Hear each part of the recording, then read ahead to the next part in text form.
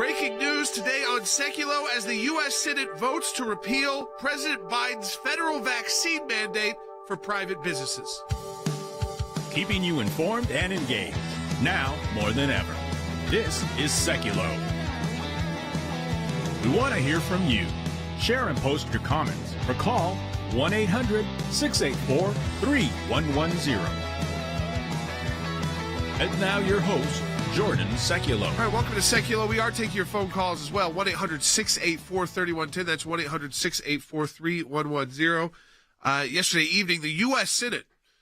Now, remember, this is the U.S. Senate that is it's 50-50 right now, but is controlled literally by the Democrats because Kamala Harris can be the tie-breaking vote as president of the Senate, which is one of your jobs as vice president. So they are technically in the majority the way it's been set up. But in this specific measure, which was an emergency measure that you're able to utilize in the Senate, you can bypass the 60-vote threshold to take a vote on a resolution. And the resolution was to disapprove of President Biden's the private employer mandate, the 100 employees or more mandate. The mandate we filed the lawsuit against representing the Heritage Foundation. And this passed by the Senate, so against the Biden administration, 52-48. Senator Manchin and Senator Tester were the two Democrats who joined all Republicans in voting against the private mandate. All of the mandates have had significant issues in court. The mandates involving federal employees that work for Medicaid services and Medicare services, CMS employees, that's been held up. And that's a different argument that has to be made because they are federal contractors, but they're losing in court. And the business mandate as well. We just filed earlier this week, we haven't gotten to it this week on the air, a petition on behalf of Heritage Foundation. And this is now we're in the Sixth Circuit Court of Appeals, opposing the Department of Justice motion to remove the stay on the mandate. So they are inundated, the Biden DOJ, trying to defend this mandate, and they're losing everywhere across the country. Yeah, and they're losing not just on the major issues, but they're all major issues, obviously, but they're losing on what I would call the sub-issues. You've got federal contractor mandates. You got the private workplace employer mandates. And it's not just in one court, it's been a whole series of courts. Now, what's interesting here is that the jurisdiction now has been, Andy, consolidated everything into the U.S. Court of Appeals for the Sixth Circuit.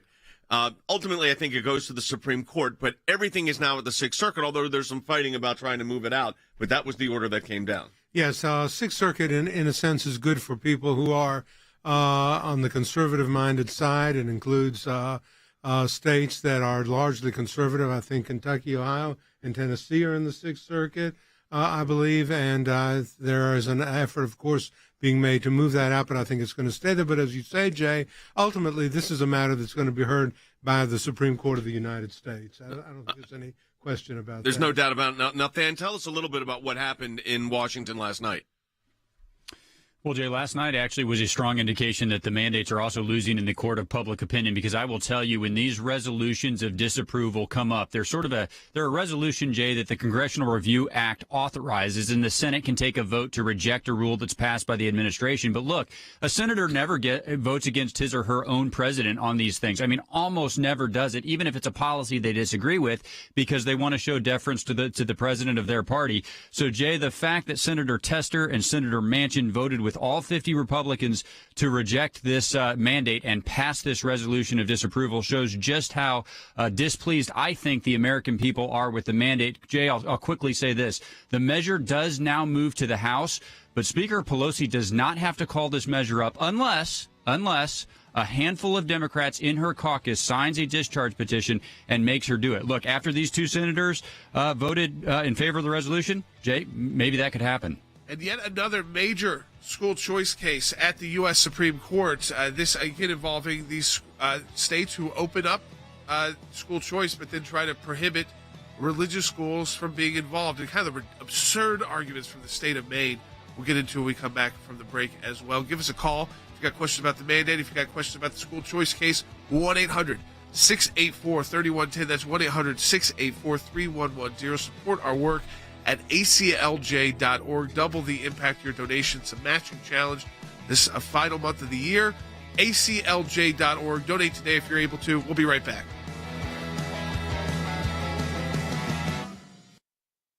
Thanks to your support of the ACLJ, we have had many victories. The report is coming out. It shows that not only did Tea Party groups get more scrutiny, but so did a host of other conservative groups. It was something that no one could believe our government was even capable of doing, and now they were admitting it. It's one of the most significant wins in the ACLJ's history. To take on the IRS and win for the ACLJ, life has always been a top issue. Barbara, I am here at this site because there are thousands of people and millions across America that say abortion's murder. When you're fighting for the life of the unborn, you're on the right side of history, you're on the right side of law. These are young people in their 20s and 30s that are doing this, are fighting for life to beat back the abortion juggernaut. It's very important that we remain hopeful that the courts that the Trump administration was able to impact will give us good rulings that are based in law and sound reasoning. This is one of the social issues we're winning. There are historians that point out that religious persecution is at its highest level since the first 3 centuries when the Roman Empire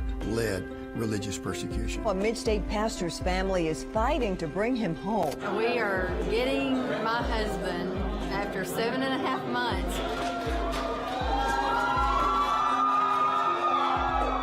Turkey should not get away with holding my father one more day. When Brunson was finally released, who meets him at the airport at 2:30 in the morning? Rick Grinnell. I saw Pastor Brunson walk down the stairs of the plane. I was filled with emotion. I told him that we were praying for him. The American people never forgot about him. I'm thankful, I'm grateful, and actually I'm astounded. We need your help as we continue this work here in the United States and around the world.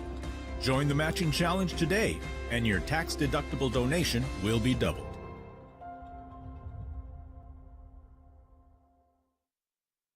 All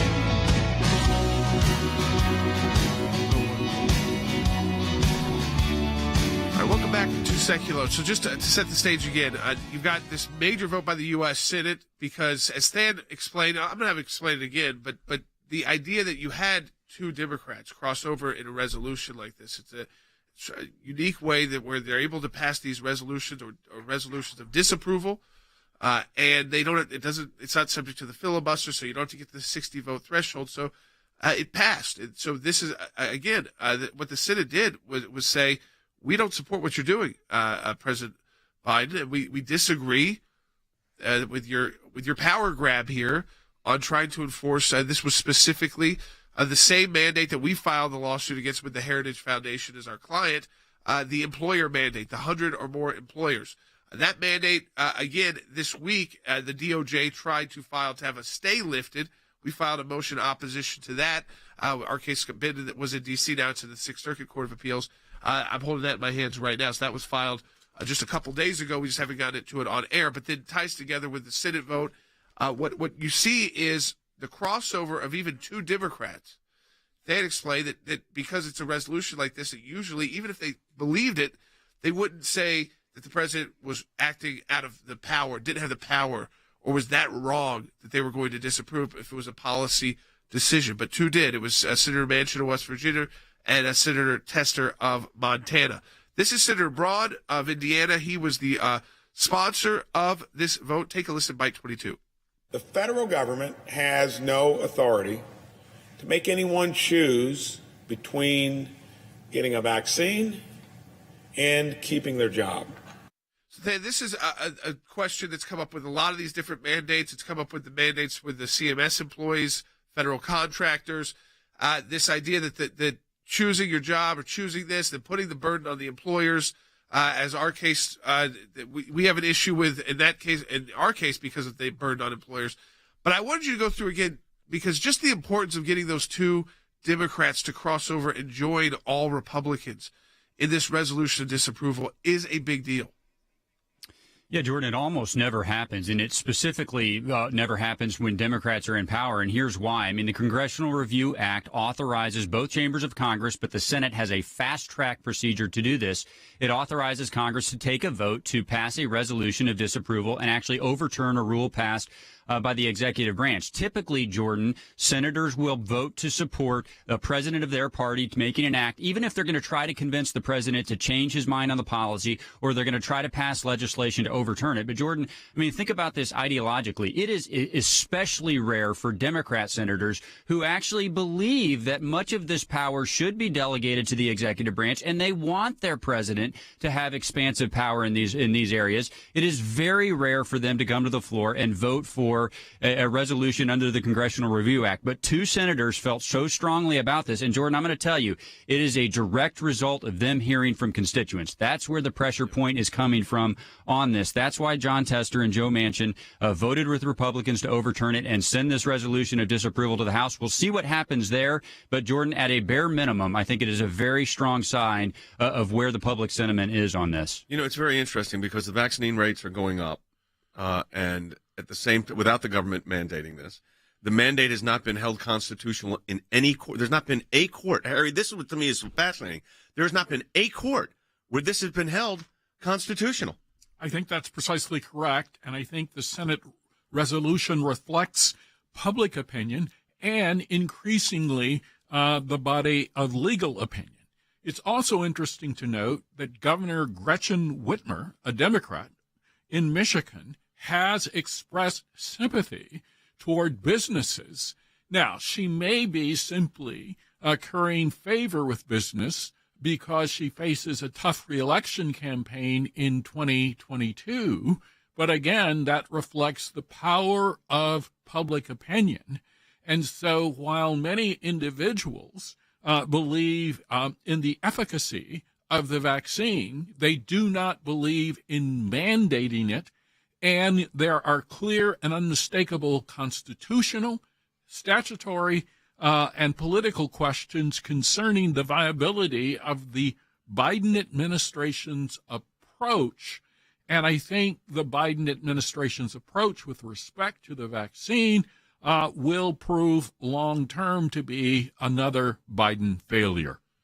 Yeah, I mean, to me, this idea that you've got this opposition building, you've got groups like the Heritage Foundation, groups like the ACLJ filing, businesses filing, all together. These, whether it's I mean, so many, and from different walks of life, different politics, different backgrounds, who are saying, this is tough, this is impossible for us to comply with. This puts us in this unique position where we might be, are we then subject to HIPAA rules because we're dealing with people's healthcare information instead of the insurance company that the employer uses to deal with that? Because you'd have to, under this rule, this is what is the absurdity of the rulemaking.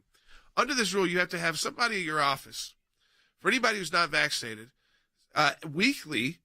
They don't just like bring in they don't bring in the test. We have to monitor it. You have to monitor it. You have to write it down. Now these tests, they're okay, the at-home tests, but they're not 100%. None of the tests are, even the ones if you go to the doctor or a hospital testing center. But okay, it brings up all these issues. So let's say, what if the person monitoring the test, the person took the test, they didn't do it the right way? Is that a lawsuit against the business now? I mean, it opens up again the private businesses so much potential liability, and that is one of the issues with hair. Is that this is why you do these things at the local level. You deal with your businesses that are your localities, right? And again, who's in your community and how they can operate, and we've seen that already happening. Companies are already doing this. School districts are already doing it. Yeah, everybody's doing it. Look, I mean, no one mandated that we had to put in a costly filtering system throughout our offices and studios. We did it because we wanted to protect our employees, our staff, our colleagues, and it was better for everybody's health. We didn't need a government mandate to say, you're in a studio. It would probably be a good idea to have filtering systems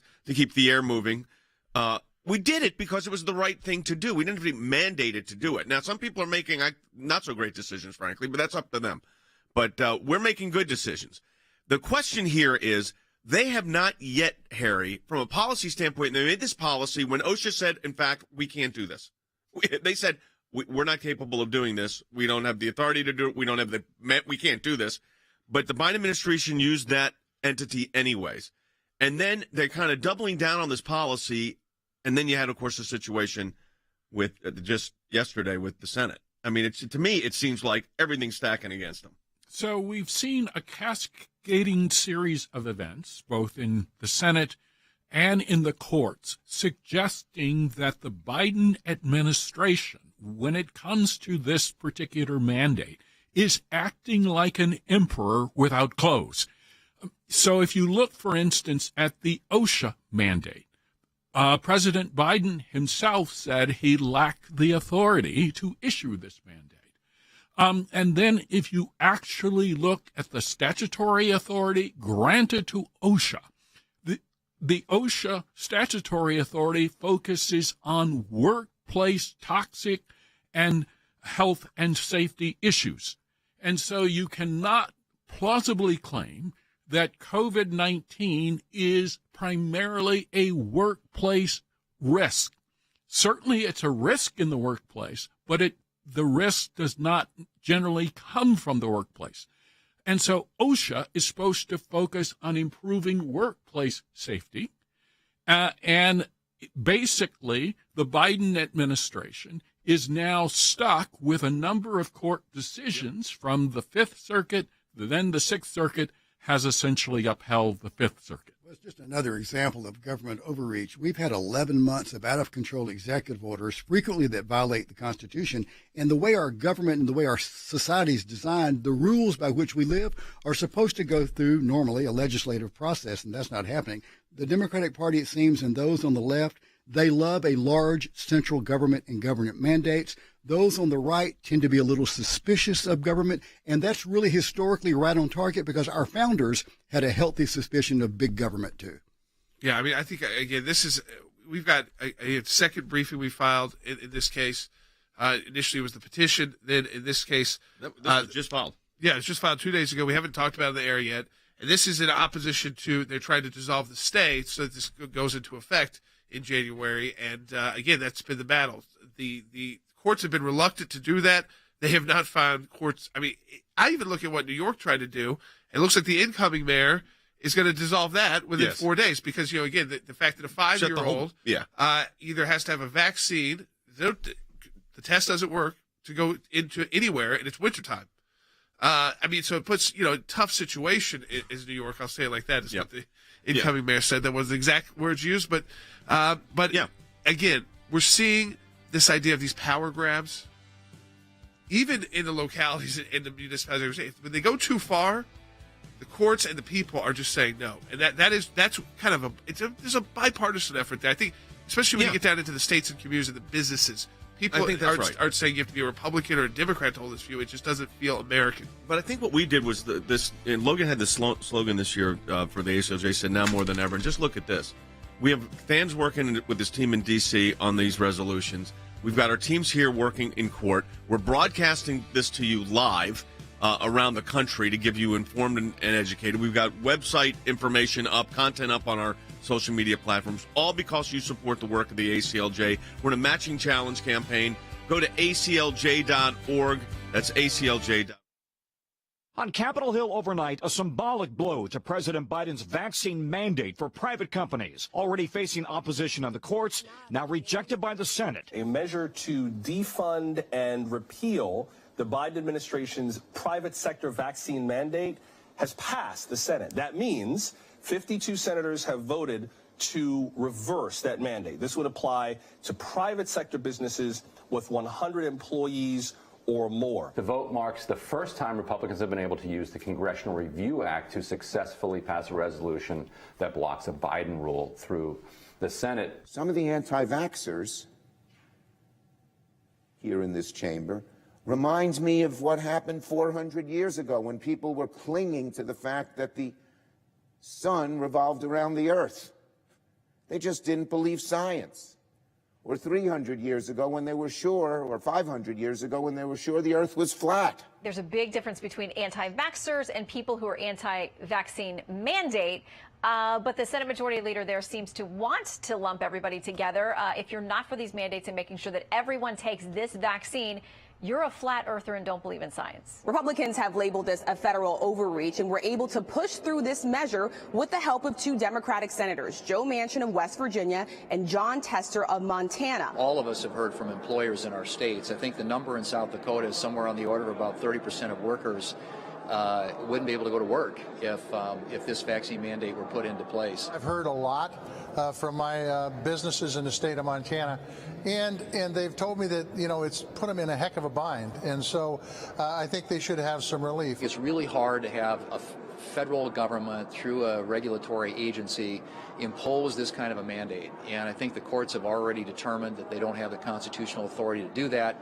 All we're simply doing is putting Congress on the record. So we'll get more into what the Senate did in our case 2 of the mandate. We'll get back to that in the second half hour of the broadcast. There's also a major case yesterday at the Supreme Court involving school choice yet again. Now, if you've been following us, you may think, why again did this case have to go to the Supreme Court? Wasn't this handled in 2020 in the Espinoza case out of Montana, where the Supreme Court said you can't have this kind of a division? And this case now is out of Maine.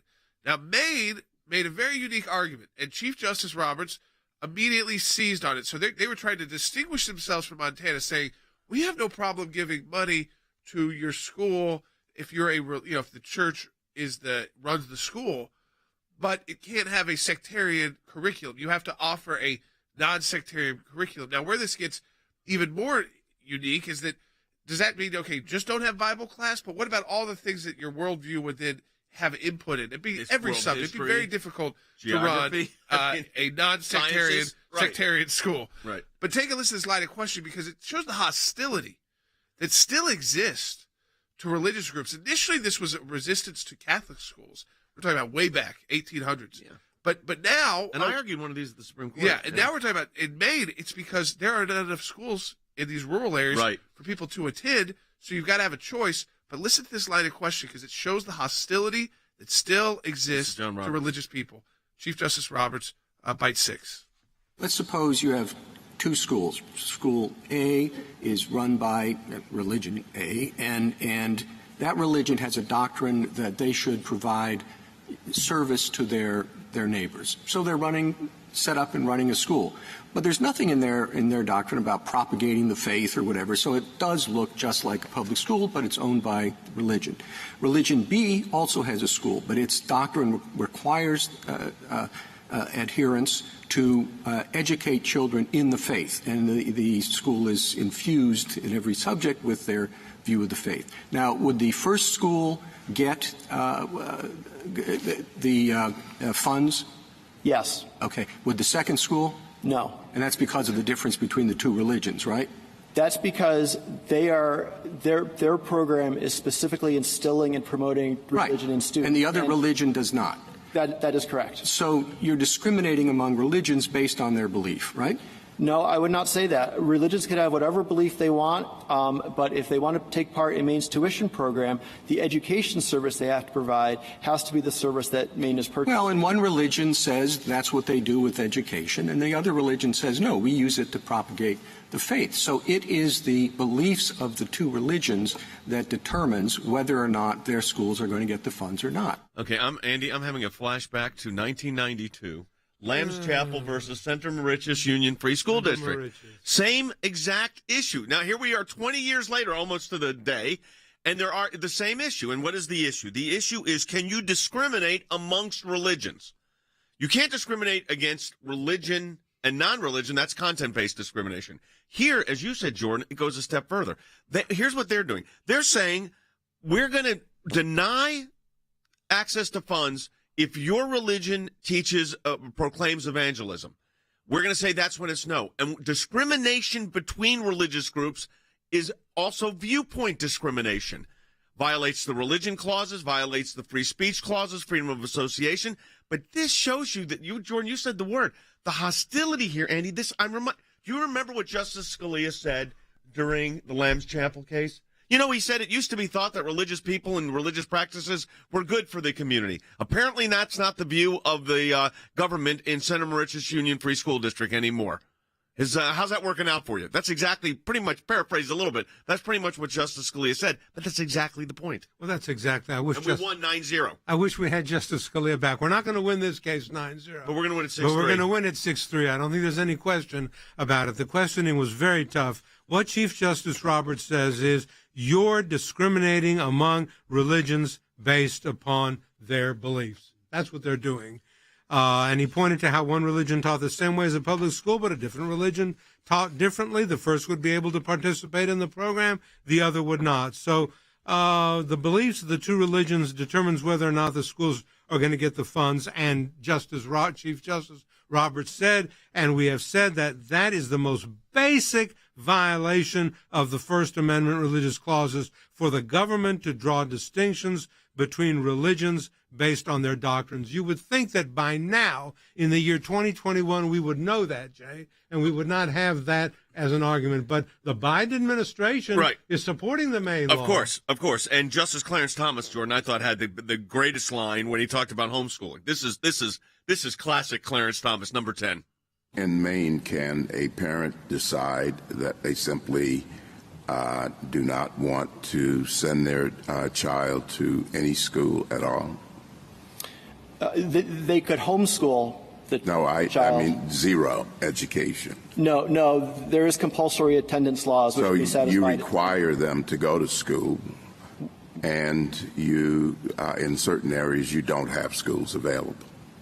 That's correct. So if you require them to go and you don't have schools available, and you make provisions for them to comply with that compulsory law, then how could you say that going to a particular school is a subsidy?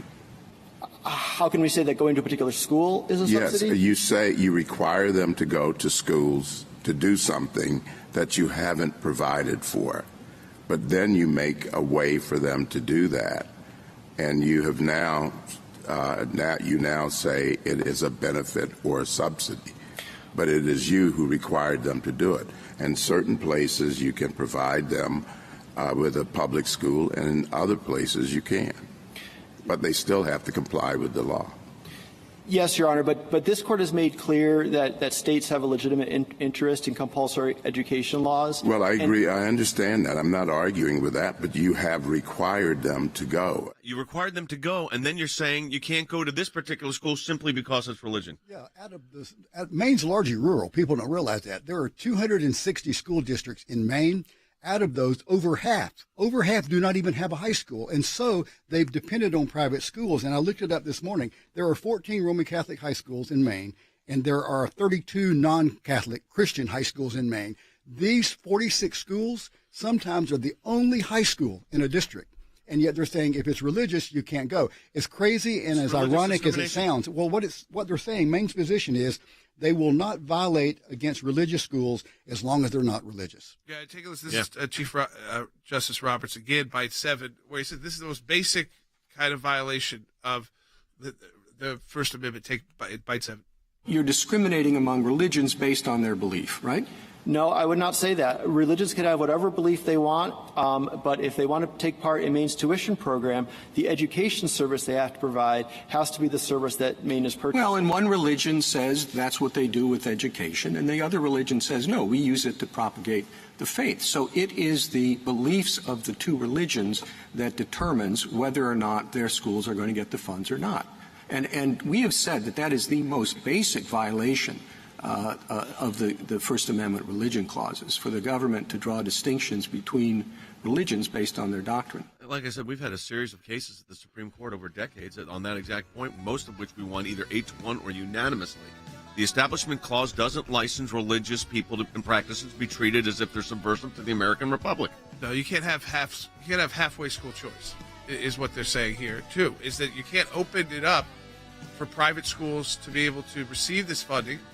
And then at the same time say, but this religious school can do it because they're not too religious. You have to put your curriculum for it. That gets into the questioning too. Well, that may be too religious. That's not religious enough, and so one gets it and one doesn't, and then you have the government deciding about between religions. That's the worst. Back second half hour coming up. Here's what I want to say to our ACLJ members, or for those of you that enjoy watching this broadcast. Whether it is going after the deep state, whether it is litigation that we're engaged in, whether it is defending the persecuted church and getting individuals out of prison because of their faith in other countries, whether it's training lawyers to fight for religious liberty, not just here in the United States, but around the globe, whether it is producing a daily, 5 days a week, 1-hour live television and radio broadcast heard on thousands of radio stations, on TV platforms, on social media platforms. Your support of the ACLJ enables us to do all of this. We want to encourage you to support the work of the ACLJ, and when you do that, you're supporting our production teams, our videos, whether it's that kind of production and other things that we are working on. The ACLJ is front and center on this. We're in a matching challenge campaign. Any amount you donate, we get a matching gift for. Go to aclj.org. Keeping you informed and engaged. Now more than ever. This is Sekulow. And now your host, Jordan Sekulow. So we're talking about the school choice case out of Maine that was at the U.S. Supreme Court yesterday. Of course, we've got the audio from that. I do want to reset, too, for you, too. The U.S. Senate has voted 52-48 in disapproval of President Biden's private business vaccine mandate. That is the same mandate the ACLJ has filed a lawsuit against, representing the Heritage Foundation. We filed in D.C. The case is now in the Sixth Circuit. Earlier this week, we filed a motion that's on because the government is trying to remove the stay that's preventing this from going into effect in January for those employers that have 100 or more employees, with unbelievably high fines or crippling fines for businesses. Puts them in really bizarre situations. You have to have like someone tasked at your office or multiple people if you were a bigger employer to be basically test watchers, and they would have to record these tests. And then again, the liability, you're taking in people's medical information and trusting a printed out card, which we've seen issues with all over the world. It's a piece of paper from a printer, and it's ridiculous. I carry it with me wherever I go, but I mean there's not a lot of safety measures with it. You would think they would have a system that was a little bit more protective. I mean, I like the idea that if you are vaccinated, you have the ability to know if, God forbid, you had to go to the hospital or something. That's good, but you would think it'd be a better system than this. But I think, Harry, I go back to this. They have not. I said this in the beginning of the program. I'm going to say it again. And I'm in favor of the vaccines. I've been clear on that. We think the science is good. That's our position, my position, and I've been fully vaccinated, and I'm glad I have been.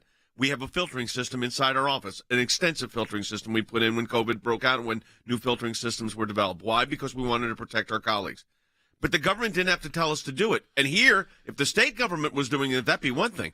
But this is, I don't even know if the federal government could do it, that even this would be the right agency. But that's another question. But I don't think the federal government can do it. I think that's probably correct. And certainly if the Biden administration's Justice Department was not so concerned about potentially prosecuting parents who appear at school board meetings and calling them domestic terrorists, I think the Biden administration Justice Department would have researched the law and given President Biden the benefit of the Constitution.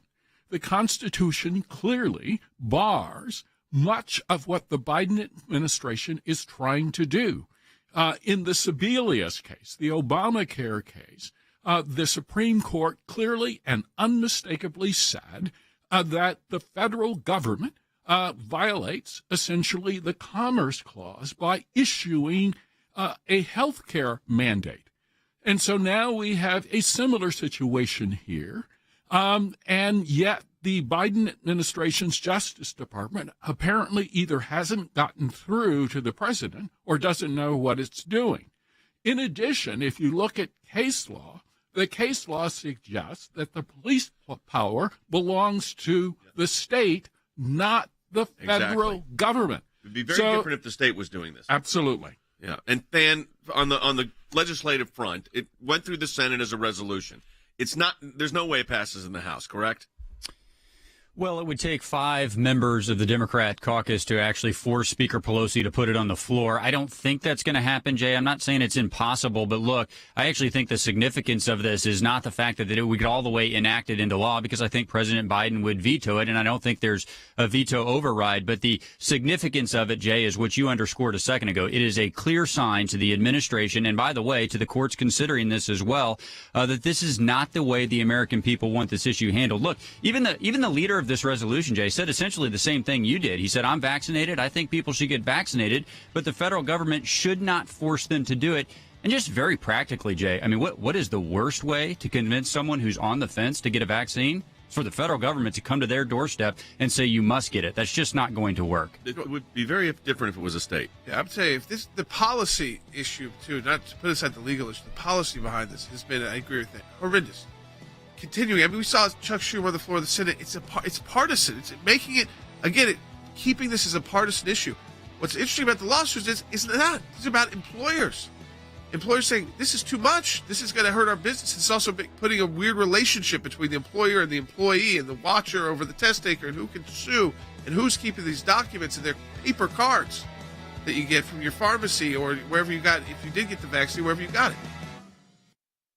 The U.S. Supreme Court hears oral arguments today in a case which raises questions about religious freedom and separation of church and state. The case, Carson versus Macon, involves school choice in the state of Maine, which is tied to state-funded tuition aid in settings where public schools are not available. The key question is whether families who receive state vouchers can apply them to private religious schools. Last year, the Supreme Court ruled that a state can't exclude schools from a tax credit-backed scholarship program simply because they're affiliated with a church. In this case, the justices are being asked whether taxpayer money may go to schools providing religious instruction. They are seeking equal treatment, not special treatment. They're saying, don't treat me worse because I want to send my children to a religious school rather than a secular school. Treat me the same as the secular parent. A very important case, and one that's being watched closely by all of those who have been long advocating for parents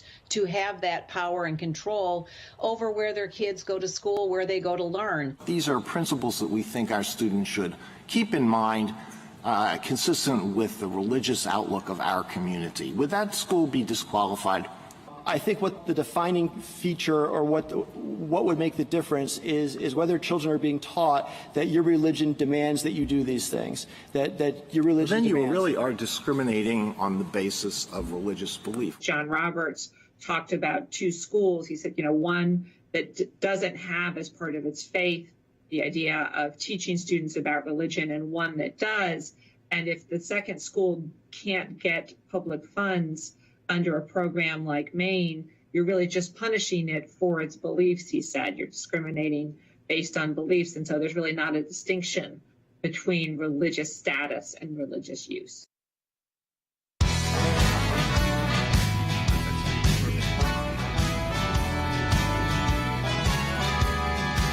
All right, welcome back to Sekulow. We are taking your phone calls, 1-800-684-3110. And Ed is calling from Nevada on line one. Great question.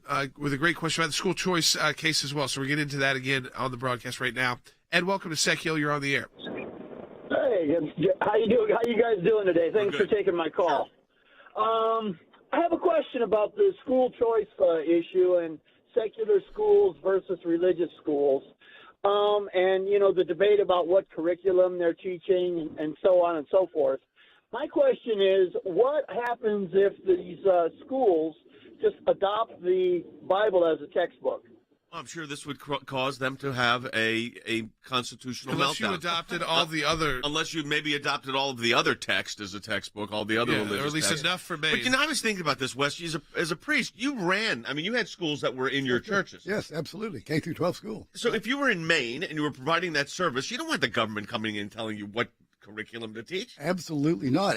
And other than a local school board, you don't want the government telling even a public school what to teach as well. The interesting thing about this is that this bias against religion was almost unheard of in America until about the 1950s or so. Yep. And then it became a real issue. But in fact, our nation was founded openly on some religious principles. And the Constitution says we can't make a law, Congress can't, to establish a religion. But on the other hand, they cannot make a law to deny the free exercise thereof either. And that fine line, that balance is what America has lived by for 245 years. And yet there are groups who would like to take that away. Yeah, it's interesting because there's a great line which we'll get to by Justice Alito in a minute, but also Justice Breyer had some too. He's been kind of a moderate on this, I would say. Let's take a listen. I mean, it is discriminatory against religion. But I think the Establishment Clause problem or interest underlying it forever has been beware if the government gets too involved, One, people will think the government favors some things as opposed to others, and that will cause strife.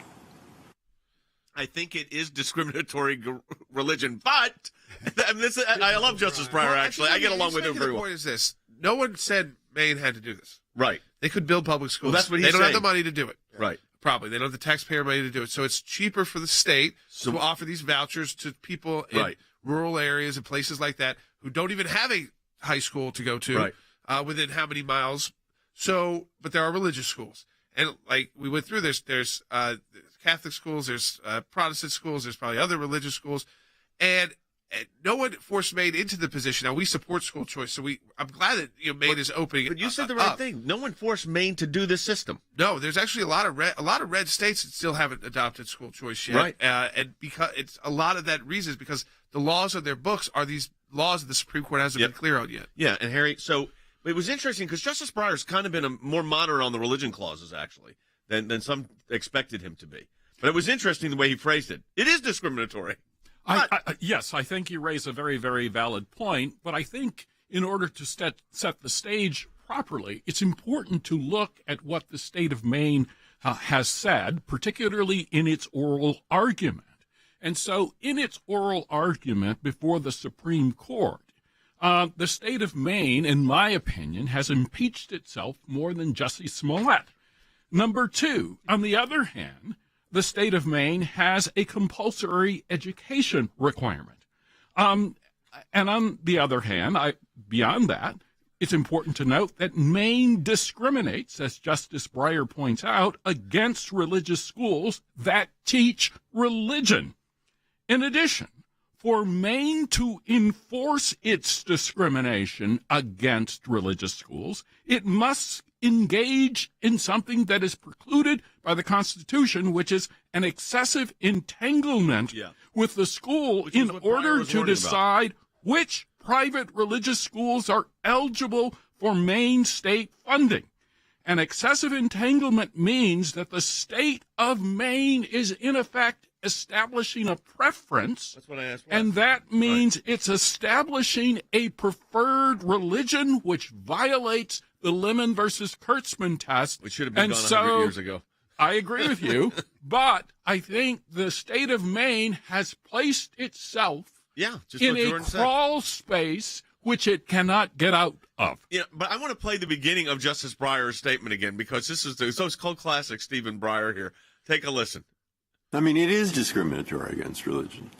But there you go. Okay, it is discriminatory against religion, but he's a professor, so I get that. But it's interesting that they're all acknowledging this. Well, then you pointed out, too, this is going to be another issue because if Build Back Better has that early childhood education part, it sounds nice to everyone. When you say we're going to provide this and, so people don't have to figure out preschools and things like that.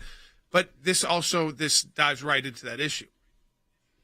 And I think it plays right into the clip you played from Justice Breyer, Jordan, because, look, the ramifications of this go way beyond education. This is a tactic in Washington, D.C. from the left. More and more, they want to exclude faith-based providers or faith-based services from all sorts of realms. In that Build Back Better Act that President Biden is pushing and that's being considered in the United States Senate right now, there are a bunch of dollars in there. A lot of dollars, Jordan, for child care. But they say that faith-based providers cannot access those dollars. And you look, there's one study that says when parents have a choice, more than half, I think the number was 53%, actually choose to send their child to a faith-based provider. So are you going to take that choice, first of all, away from parents? Second of all, when you send those dollars for child care services, why are you going to discriminate against the faith-based provider? So, Jordan, I would just say, look, the education one is maybe the most significant. It's the one that's at play in this case. But we got to be aware. The aim from the left is to push this theory into all sorts of different realms. Yeah, the idea that you can't, the early childhood education, which feels like in that realm is mostly either run by private companies who do these preschools that are all over the country, branded, or religious institute. That's it. So that Build Back Better wants to exclude all the religious schools, many of which the parents, again, you're talking about young kids, they're not being indoctrinated into some religion at this point. It's just, that's a nice place for your kid to go because they run a good program. Yeah, and they're going to take that choice away. And Maine has given them no other choice because you don't have public schools, because you don't have the tax base to do it. So if you're going to do it, just do it right. Interesting comment by the lawyer and then Justice Alito. Take a listen, number 14. Public schools often have a set of values that they want to instill: public service, be kind to others, be generous. I think what the defining feature or what would make the difference is whether children are being taught that your religion demands that you do these things, that your religion Then you demands. really are discriminating on the basis of religious belief. What I described is, I think, pretty close to Unitarian Universalism, isn't it? And that is a religious community. So that would be okay. That religious community is okay. They can have a school that inculcates students with their beliefs because those are okay religious beliefs. But other religious beliefs, no. So the Greek Orthodox Church, who has Greek Orthodox schools, if they were in this situation, could not teach their view, but the Unitarian Universalists can. That is fundamental religious discrimination. Well, that is, Jay. And, once again, we're taking apart and parsing in a very nice fashion and a very instructive fashion the different justices. But I want to call out specifically a justice who impressed me in the Dobbs case by rattling off the number of cases that were overruled by the Supreme Court and stare decisis was insisted by Justice Breyer as being so important, and he rattled off a number of cases in which the wrong case has been overruled by the Supreme Court. And he got, again, in this case, Carson v. Macon, the main program case, to the heart of it, Justice Brett Kavanaugh. He insisted and said very clearly what the real issue is. Maine's program is discriminatory by treating religious schools different than secular ones. That just says it out there. Yep. Discriminating against all religions versus secular is itself a kind of discrimination that the court has said is odious to the Constitution. What makes it unworkable? What makes it unworkable is that you have to submit your curriculum to the state. So they're doing state by state. So this attorney, he got posed that universalism question, right? So if you're a universalist, you teach all religions are wonderful. Is that still too religious? And he thinks it might be. So the follow-up is that even that would not qualify as non-sectarian enough because it's too religious for Maine by 14. Public schools often have a set of values that they want to. Unless you can say that you would treat a Unitarian school the same as a Christian school or an Orthodox Jewish school or a Catholic school, then I think you've got a problem of discrimination among religious groups.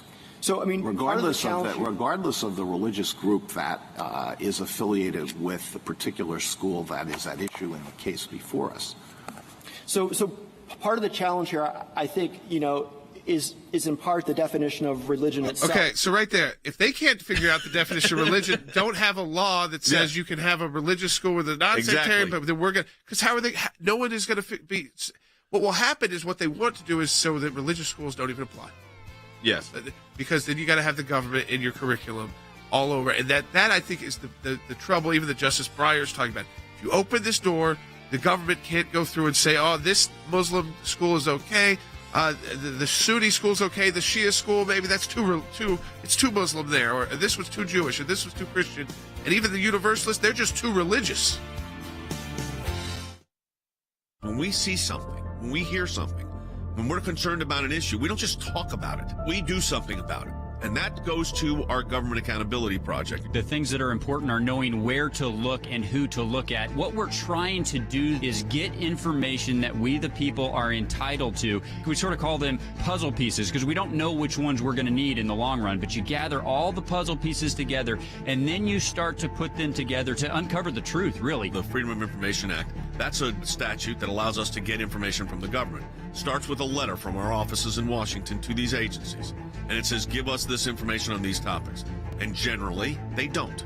And then we go to court. We go through a series of lengthy negotiations back and forth about what they'll give or what they won't give. We may get tons of information that's redacted, and we have to then go back and say, you redacted too much, we can't really find out what you're giving us because it makes no sense. So it goes through a process of litigation. That is how you get information, and that office is going to be more active now more than ever. The ACLJ has been extremely active in vigorously seeking to hold these bureaucrats accountable. We have filed hundreds of FOIA requests. We have received over 20,000 pages of documents in our litigation. How was our government operating? What were they driving at? What was their agenda? What was their motive? And I will tell you, I mean, sometimes the picture that it paints is one of terrific abuse. You're finding a nugget in a gold mine. Occasionally you'll come up with something that is really a bombshell, but you have to persist in doing it, and that's what we do. That's a little bit of what we do through our Office of Government Accountability, and of course that comes under our Office of Government Affairs. So your support of the ACLJ supports all of that.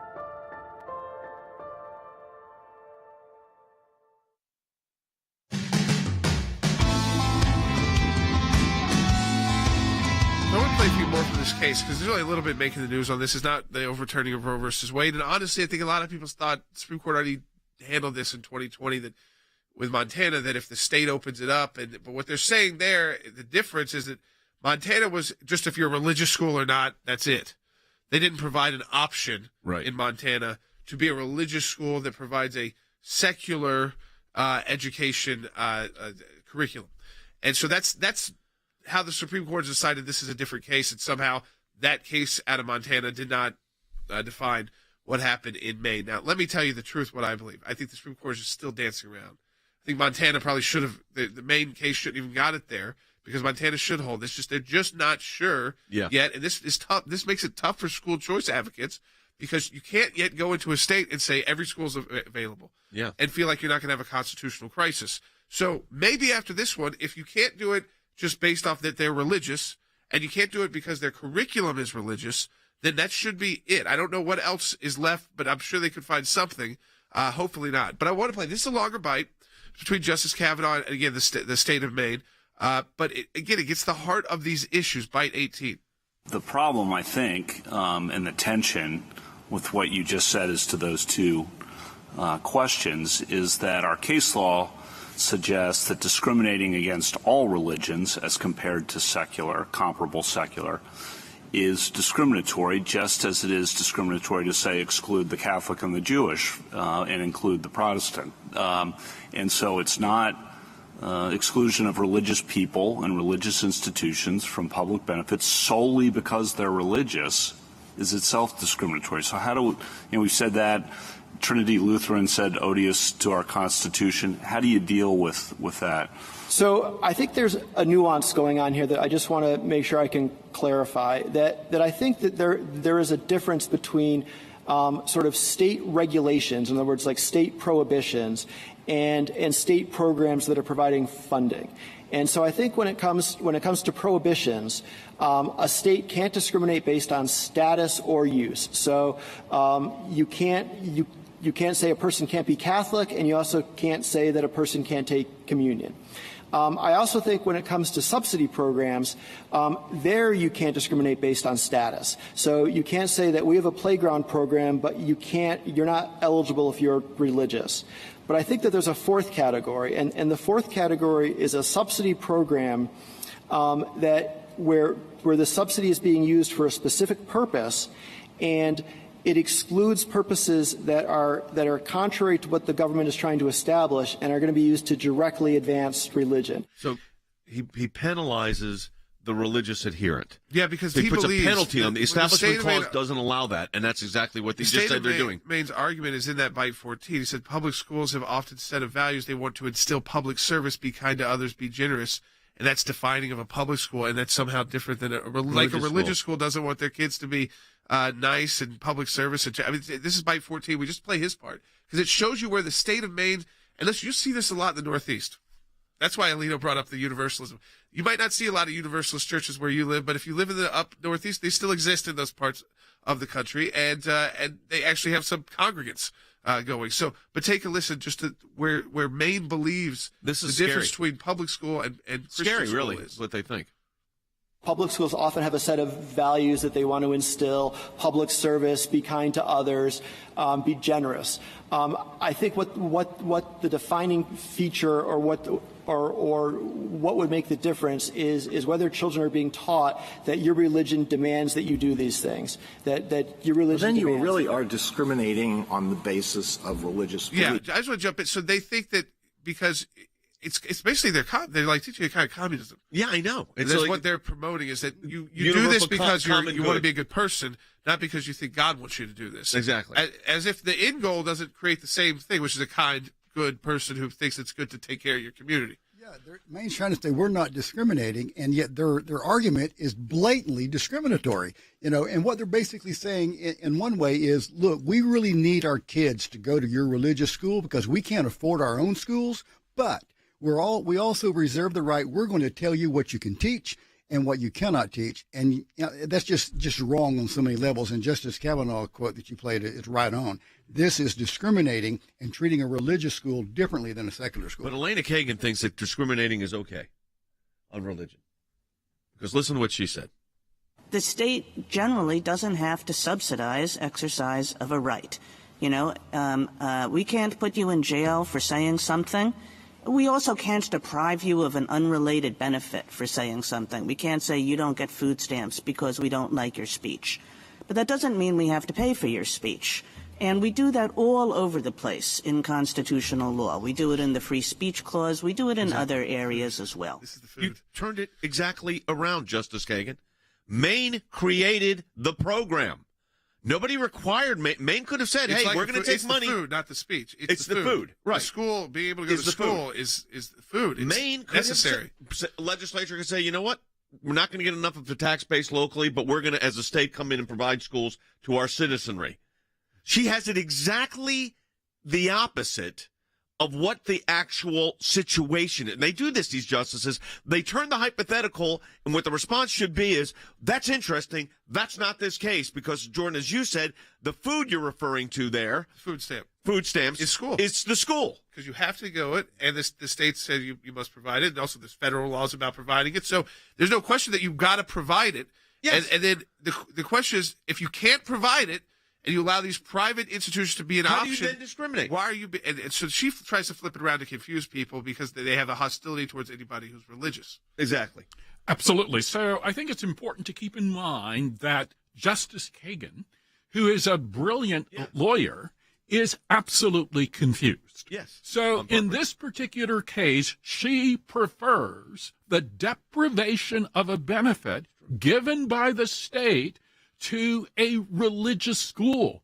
On its face, that is discriminatory. She doesn't seem to understand this, and her hypothetical basically impeaches her claim. Yeah, in one of my cases, I can't remember if it was Lamb's Chapel or Mergen's, Justice O'Connor wrote, you cannot treat the religious practitioner, religious police, not only is it subversive to the American Republic, but subject them to unique disabilities, which this does.